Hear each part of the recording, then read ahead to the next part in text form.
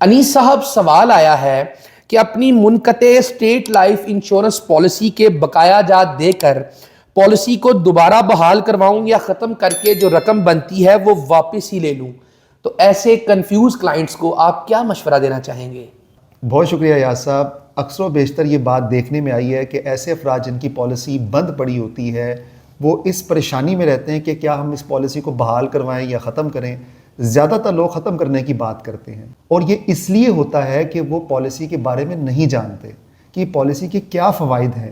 میں ان کو بتانا چاہوں گا کہ پالیسی دراصل ایک حکمت عملی ہے، ایک پلاننگ ہے، ایک لائے عمل ہے جو آپ اختیار کرتے ہیں اپنے بہتر مستقبل کے لیے، جس میں لازمی بچت کا عنصر ہے، جس کے تحت آپ پابندی سے بچت کرنا شروع ہو جاتے ہیں. عام زندگی میں بچت کرنا ممکن نہیں ہے، اس پالیسی کے توسط سے آپ بچت کرنا جو ہے آپ کے لیے آسان ہو جاتا ہے. اور یہ بچت برائے بچت نہیں رہتی، بلکہ بچت پہ باضابطہ طور پہ پروفٹ لگتا رہتا ہے، جسے ہم بونس کہتے ہیں. اور یہ بونس اور آپ کی ادا شدہ رقم یہ ایک سرمایہ بن جاتی ہے مستقبل کا، جو کہ آپ کے ضرورت کے وقت کام آتی ہے. اور اس کے ساتھ ساتھ آپ کے خاندان کو بھرپور معاشی تحفظ بھی ملتا ہے.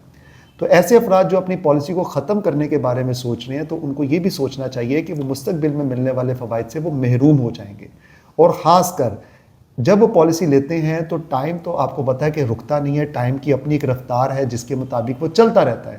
فار ایگزامپل کسی نے 2015 میں پالیسی لی تھی اور اس نے 2020 تک ادائیگی کی اور 4 سال اوپر ہو گئے، اب وہ پریمیم بھی نہیں دے پا رہے اور پالیسی کو ختم کرنے کی طرف آ رہے ہیں. تو ان کو یہ بات سوچنی چاہیے کہ 2015 واپس نہیں آئے گا. 2015 سے جو آپ نے معاہدہ کیا ہوا ہے 20 سال کی پالیسی ہے، تو اس کا رزلٹ آپ کو 2035 میں ملنا ہے. اگر 2024 سے 2035 کی بات کی جائے تو 11 سال رہتے ہیں پالیسی کو میچور ہونے میں، اور جبکہ آپ کے 4 پریمیم واجب الادا ہیں.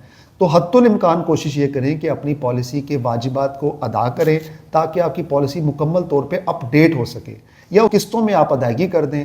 اکٹھی رقم ادا کرنے کا فائدہ یہ ہے کہ آپ کو لیٹ فیس میں کنسیشن مل جاتی ہے. اگر آپ قسطوں میں ادا کریں گے تو اس میں آپ کو کنسیشن نہیں ملے گی. تو میرا آپ کو مشورہ یہ ہے کہ آپ پالیسی کو ختم کرنے کے بارے میں سوچ رہے ہیں، اس سوچ کو آپ ترک کریں اور پالیسی کی بحالی پہ غور کریں، کیونکہ پالیسی کی بحالی سے ہی آپ کے مستقبل میں فوائد جو ہیں وہ آپ کو ملیں گے اور آپ ان سے مستفید ہوں گے.